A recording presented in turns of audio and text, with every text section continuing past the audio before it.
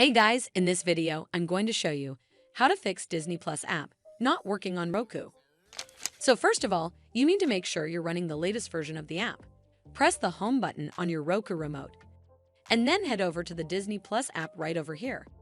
Once the app is highlighted, press the star button on your Roku remote to open the options menu. Now it's loading the channel information, and then eventually it will pop up with a menu that gives you some options. We're gonna go up and click where it says check for updates to make sure you're running the latest version of the app. Once it's updated, check if it fixes the issue. But if you still encounter this issue, then you need to hard restart your Roku device. So the first step is to turn off your Roku device using the remote. Then unplug the power cable from the power outlet. Wait for 3 to 5 minutes, and then plug the power cable back in and turn it back on.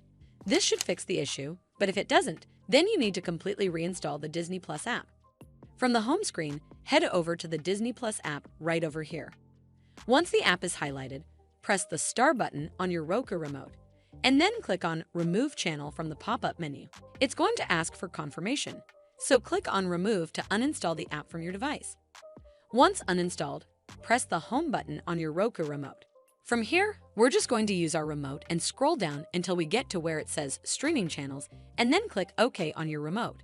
Once you're on this screen, scroll down to Search Channels and type in the app name, and it will then show up right over here. Scroll over to the right, and then click OK on your remote.